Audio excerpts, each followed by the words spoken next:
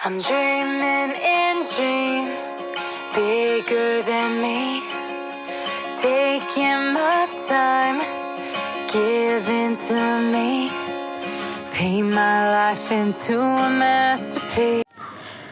Hello everybody and welcome in biological world. Now we will discuss about respiratory process in Pisces or fishes. Right, so respiration क्या होती है? ये एक ऐसा process है जिससे कार्बन डाइऑक्साइड को रिमूव किया जाता है और ऑक्सीजन का इनटेक किया जाता है. ये जो है गैसेस एक्सचेंज इन्वायरमेंट के थ्रू किया जाता है. अब वो इन्वायरमेंट वाटर भी हो सकता है और एयर भी हो सकती है. राइट, सो वो ऑक्सीजन जिसका इनटेक किया गया है उससे फर्दर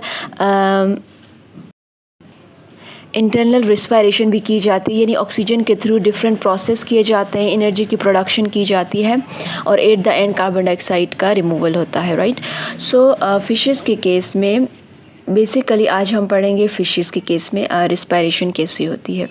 फर्स्ट ऑफ ऑल जो मेन रिस्पायरेटरी ऑर्गन जो है फिशेस में वो गिल्स है. फिशेस जो हैं वो वाटर में प्रेजेंट होती हैं और कंटिन्यूसली वाटर का इनटेक करती हैं. अब लेट्स सपोज़ ये बेसिकली बोनी फ़िश है.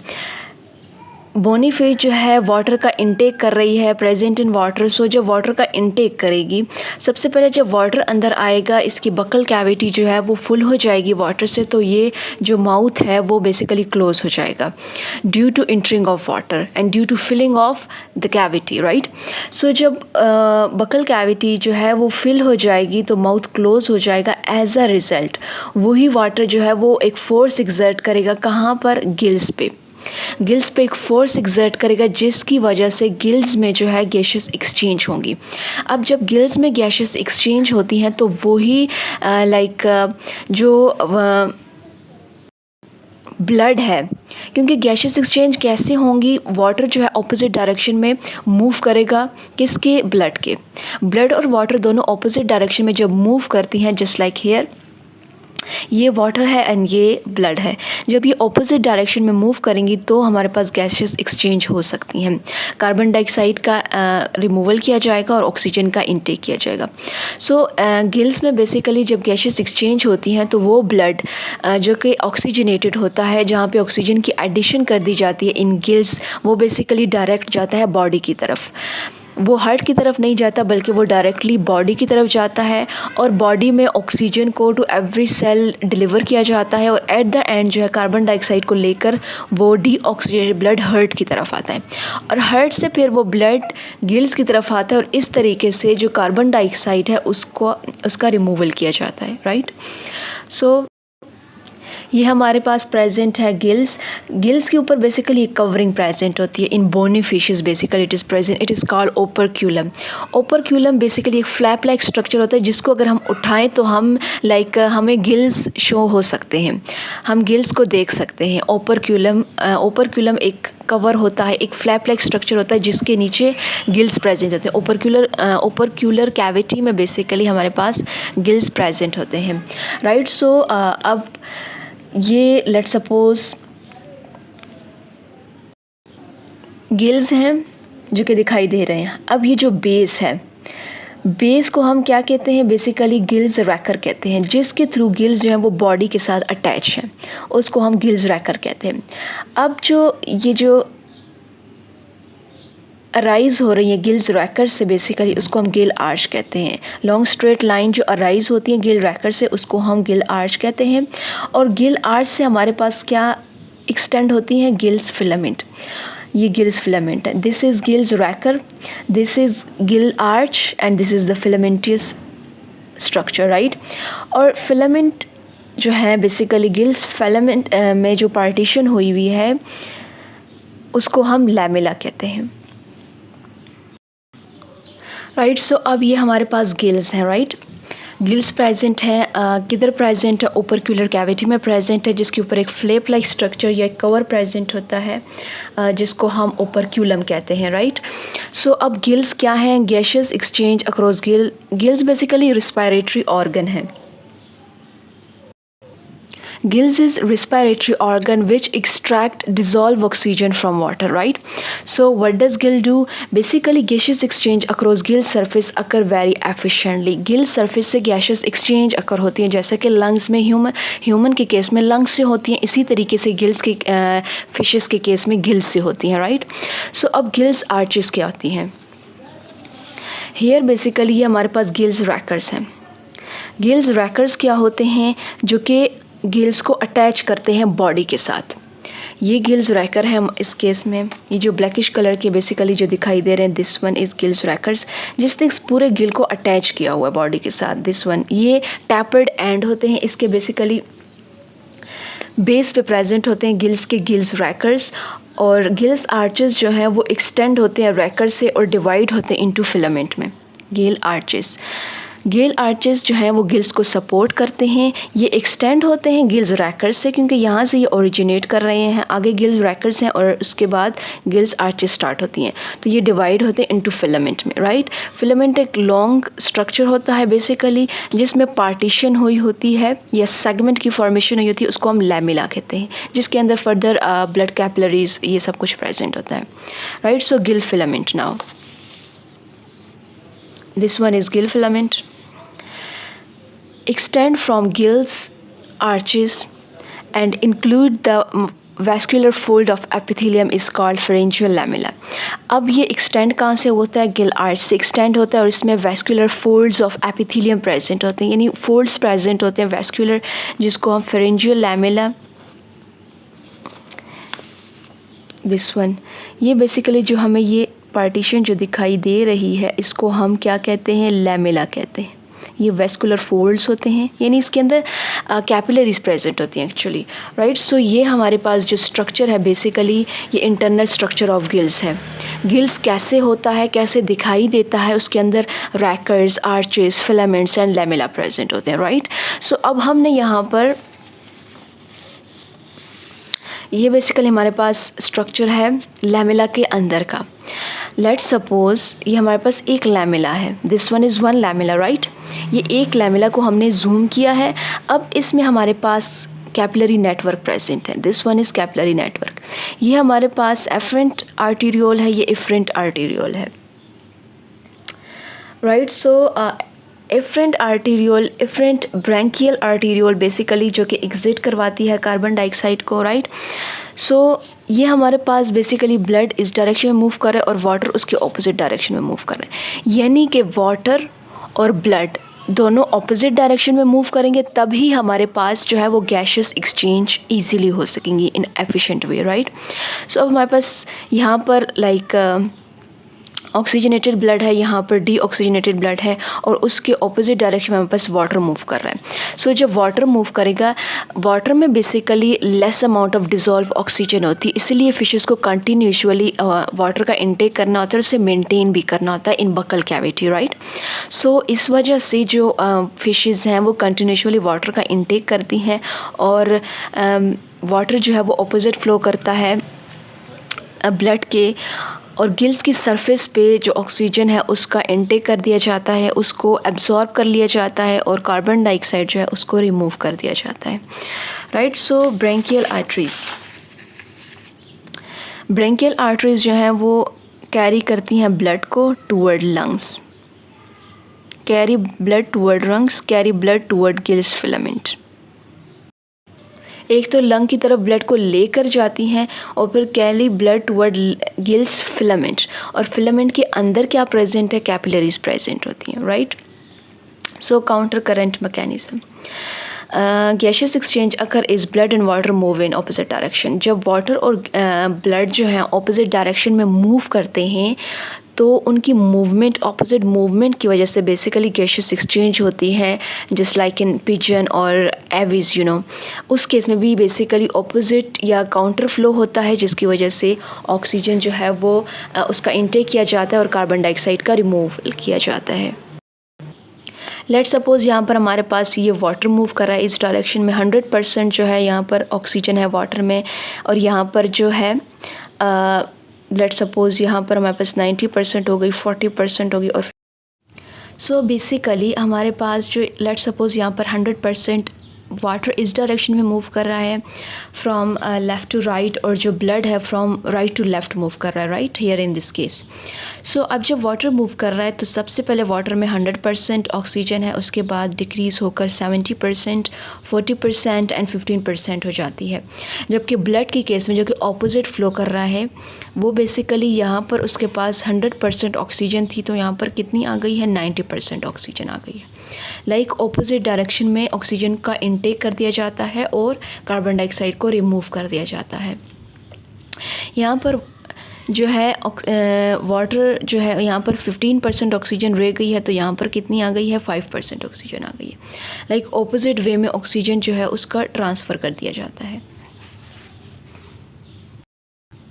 सो अब 2 टाइप्स के मैकेनिज़्म होते हैं फिशेस में, राइट। 2 टाइप्स के, एक मस्कुलर पंपिंग मैकेनिज़्म है और एक है रैम वेंटिलेशन। सबसे पहले इन्हेलेशन और एक्सहेलेशन को समझ लेते हैं। इन्हेलेशन क्या है, fish open its mouth and buccal cavity, expand it creating a negative pressure that draw water into the mouth and over the gills, right, this is inhalation. And the exhalation is that fish closes its mouth and buccal cavity, so and contract the buccal cavity as well, forcing water out through gills cover or opercula, right। so ये inhalation और exhalation का process जो कि कब होता है, respiration के case में होता है। अब बेसिकली बोनी फिशेस में पंपिंग मैकेनिज़्म होता है, जबकि शार्क्स में या कॉन्ट्रैक्थीज में बेसिकली रैम वेंटिलेशन होता है। अब मस्कुलर पंपिंग मैकेनिज़्म कैसे होता है, सबसे पहले जो वाटर है वो माउथ में इंटर करता है।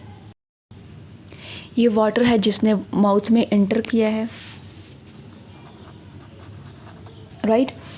माउथ में ये फेरिंग्स में जाता है। फेरिंग्स क्या होते हैं, बेसिकली फेरिंग्स एक्ट करता है both is a part of respiratory and digestive track, right, जो कि बोथ में हेल्प करता है। इसके साथ साथ वो रिस्पायरेशन में भी हेल्प करता है, स्वेलविंग में भी, और वॉइस प्रोडक्शन में भी हेल्प करता है। फेरिंग्स के बाद जो वाटर है वो गिल्स में जाता है। गिल्स में जाने के बाद out of fish through gills opening. So जब वाटर जो है माउथ में इंटर करता है तो ये जो माउथ की कैविटी है बेसिकली ये स्वेल कर जाती है, क्योंकि वाटर इंटर कर रहा है। बेसिकली ये कॉन्ट्रैक्थीज नहीं है जो कि कंटिन्यूअली अपना माउथ ओपन करके स्विमिंग करेंगी, ये बोनी फिशेस हैं। ये एक टाइम के लिए वाटर माउथ जो है वो ओपन करती हैं, वाटर का इनटेक करती हैं, देन जो माउथ कैविटी जब स्वेल हो जाती है तो ये माउथ कैविटी को क्लोज़ कर देती हैं। सो वाटर जो है वो गिल्स की तरफ जाता है। ये वाटर जब गिल्स की तरफ जाता है तो गिल्स को एक्सपेंड कर देता है, राइट। सो गिल्स जो हैं बेसिकली एक्सपेंड हो जाते हैं। जब ये गिल्स एक्सपेंड होते हैं तो गिल्स बेसिकली लैमेला में हमारे पास क्या प्रेजेंट है, कैपिलरी प्रेजेंट है। तो उसकी एक्सपेंशन के दौरान ही हमारे पास जो गैसेस हैं वो एक्सचेंज हो जाती हैं। इसी को हम क्या कहते हैं, पंपिंग मैकेनिज़्म कहते हैं बेसिकली। इसको हम मस्कुलर पंपिंग मैकेनिज़्म क्यों कहते हैं, इस केस में बेसिकली वाटर का पंप किया जाता है, पंप होता है, ऑपोजिट डायरेक्शन में फ़्लो होता है और ऑक्सीजन का इनटेक और कार्बन डाइऑक्साइड की रिमूवल की जाती है एज़ यूजुअल। बट इस केस में मसल इन्वॉल्व होते हैं। मस्कुलर पंपिंग इसलिए कहते हैं क्योंकि इस केस में मसल इन्वॉल्व होते हैं। कौन से मसल्स ने सराउंड किया होता है, एक तो फेरिंग्स को और एक ओपरक्यूलर कैविटी को। ओपरक्यूलम कैविटी, ओपरक्यूलम क्या है, बेसिकली इसका जो लिड होता है या इसका फ्लैप जो होता है, तो बेसिकली वहाँ की जो कैविटी है जिसके अंदर गिल्स प्रेजेंट हैं वहाँ पे मसल्स प्रेजेंट होते हैं। ओपरक्यूलर कैविटी होती है जिसके अंदर मसल प्रेजेंट होते हैं, उसके अंदर गिल्स प्रेजेंट होते हैं, राइट। सो कंट्रैक्शन और रिलैक्सेशन की हेल्प से ही बेसिकली इस केस में जो गैसेस हैं वो एक्सचेंज होती हैं, राइट। इस केस में मसल इन्वॉल्व होते हैं। पंपिंग मैकेनिज़्म में मसल्स इन्वॉल्व हैं, जबकि रैम वेंटिलेशन में कोई मसल इन्वॉल्व नहीं, वो एक सिंपल प्रोसेस है, राइट। सो क्या रिज़ल्ट होता है इसमें, ऑक्सीजन का एक्सट्रैक्ट करना फ्रॉम वाटर। ये हमारे पास मसल पंपिंग मैकेनिज़्म है मस्कुलर, जिसमें वाटर जो है वो माउथ में जाएगा, फिर वो फेरिंग्स में जाएगा, माउथ कैविटी स्वेल हो जाएगी, देन जो फेरिंग्स से वाटर जो है वो गिल्स में जाएगा, गिल्स से basically out of fish through gills opening, right. और एक और बात, लेट्स सपोज़ ये हमारे पास वाटर है जो कि बॉडी में इंटर कर रहा है, राइट। वाटर ने माउथ में इंटर किया, माउथ से कहाँ जाएगा, गिल्स में जाएगा, राइट। मैं डायरेक्ट लिख रही हूँ। माउथ कैविटी स्वेल होने के बाद वो गिल्स के पास जाएगा, गिल्स से वाटर बेसिकली जाएगा बॉडी में, गिल से जो जाएगा ब्लड ऑक्सीजनेटेड वो जाएगा बॉडी की तरफ, बॉडी से ये जाएगा डीऑक्सीजनेटेड ब्लड लेकर, यहाँ पे ऑक्सीजनेशन हो गई है ब्लड में। गिल्स में बेसिकली कैपिलरीज भी प्रेजेंट है, तो ऑक्सीजन जब यहाँ से बेसिकली वाटर से ब्लड में आ गई है ऑक्सीजन, राइट। सो जब ब्लड में आ गई है तो ये डायरेक्ट कहाँ जाएगी, बॉडी की तरफ जाएगी, राइट। और बॉडी से बेसिकली जब ये बॉडी को डिलीवर कर दी गई सारी ऑक्सीजन, तो अब जो बॉडी में पहले से मौजूद कार्बन डाइऑक्साइड थी वो कहाँ जाएगी, डीऑक्सीजनेटेड जो ब्लड है वो मूव करेगा हार्ट की तरफ, राइट। हार्ट में इस वक्त डीऑक्सीजनेटेड ब्लड है और ये डीऑक्सीजनेटेड ब्लड देन अगेन जाएगा गिल्स के पास और गिल्स से ये आउट ऑफ बॉडी जाएगा, राइट। सो ब्लड की सर्कुलेशन बेसिकली गिल्स से बॉडी की तरफ होती है इस केस में, और बॉडी से हार्ट की तरफ, हार्ट से गिल्स की तरफ, एंड देन जो कार्बन डाइऑक्साइड होगी उसका रिमूवल होगा। ऑक्सीजन वाटर के थ्रू आएगी और कार्बन डाइऑक्साइड जो है वो बॉडी से रिमूव हो जाएगी, राइट। सो ये एक सर्कल इस तरीके से यहाँ पे कंप्लीट होता है। So now in case of chondrichthyes और shark, right. Shark basically cartilaginous fish है या कॉन्ड्रेक्थीस है। इस केस में बेसिकली रैम वेंटिलेशन अगर होती है, इस केस में भी वाटर जो है वो इंटर करता है माउथ के थ्रू, लेकिन इन फिशेस में एक बात ये है कि ये कंटिन्यूसली अपने माउथ को ओपन रखती हैं in water while in swimming, right. So ये कंटिन्यूसली इनका माउथ ओपन होता है ताकि वाटर का बैलेंस हो सके, क्योंकि इन्होंने कंटिन्यूसली, क्योंकि इसमें कोई मस्कुलर पंपिंग मैकेनिज़्म नहीं होता, इसलिए ये रैम वेंटिलेशन करती हैं। उसके लिए बेसिक बात यह है कि इनको अपना माउथ ओपन रखना होता है इन वाटर, राइट। सो इस केस में रैम वेंटिलेशन कैसे होती है, बेसिकली ये माउथ है, इसके ऊपर नीचे जॉस प्रेजेंट होते हैं which are not mention here. ये हमारे पास स्पेरिकल प्रेजेंट है, this one is gills basically and this is gill slit. Spherical क्या होती हैं, बेसिकली स्फेरिकल्स एक मॉडिफाइड फेरेंजियल स्लिट होती हैं, राइट। सो इस केस में क्या होता है कि वाटर जो है वो माउथ से अब इंटर करी है, ये हमारे पास यहाँ से कंटिन्यूसली वाटर का इंटेक हो रहा है, वाटर अंदर आ रहा है, राइट। वाटर जब कंटिन्यूसली इंटेक होगा ये माउथ कैविटी में आ जाएगा और यहाँ से जो गिल स्लिट है, basically this one is gill slit, ये ओपनिंग होती हैं, ओपनिंग प्रेजेंट होती हैं जो कि जिसके अंदर कोई मसल प्रेजेंट नहीं होता, जस्ट लाइक ओपनिंग होती हैं, होलो ओपनिंग होती हैं। इसके थ्रू वाटर जो है वो मूव करता है out of the body, right. So इस केस में वाटर जो अब वाटर का इंटेक किया जा रहा है, तो इस केस में यहाँ पर गिल्स प्रेजेंट होती हैं, एक तरफ से इंटर करेगा और एक तरफ से वाटर आउट होता जाएगा। हर 2 गिल्स के बाद एक स्पेसिफिक ओपनिंग होती है जिसको हम गिल स्लिट कहते हैं। एवरी 2 गिल्स के बाद एक ओपनिंग है जिसको हम गिल स्लिट कहते हैं। सो कंटिन्यूसली इस डायरेक्शन में वाटर मूव करेगा इनवर्ड और गिल्स से वाटर आउट होता जाएगा बॉडी से। सो इस केस में कोई मसल इन्वॉल्व नहीं है, इसको सिंपल रैम वेंटिलेशन कहते हैं। Now let discuss. Some fishes maintain water flow by holding their mouth open while swimming. This method is called ram ventilation.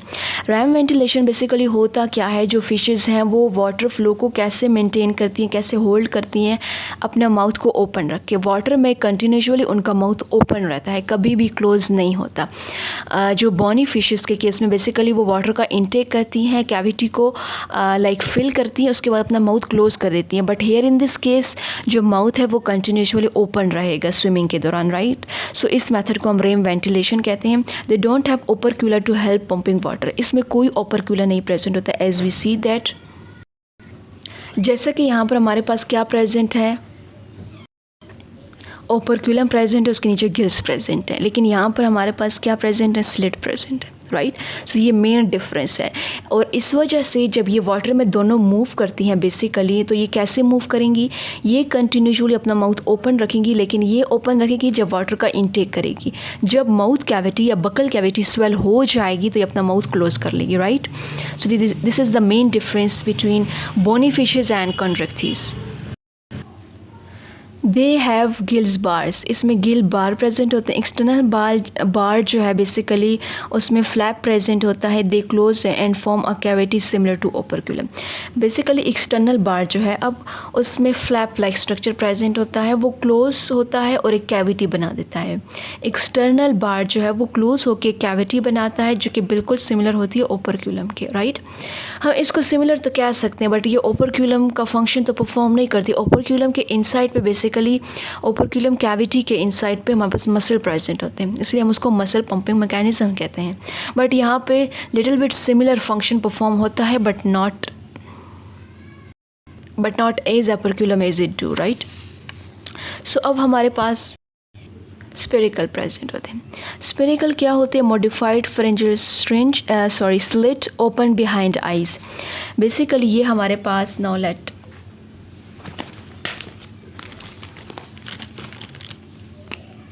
ये हमारे पास एक ओपनिंग आई के पास प्रेजेंट होती है।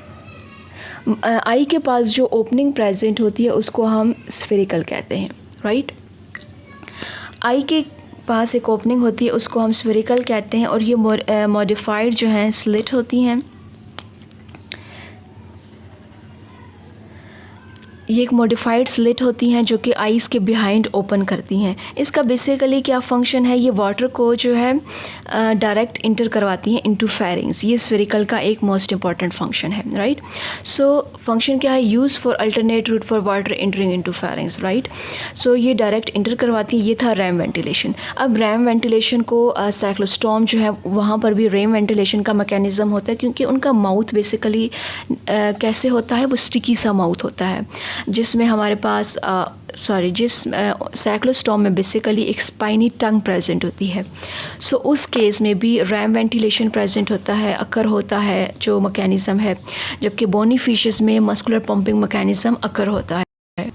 So this is all about respiration in Pisces or fishes. In the next lecture we will discuss further. Up to there, thanks for watching.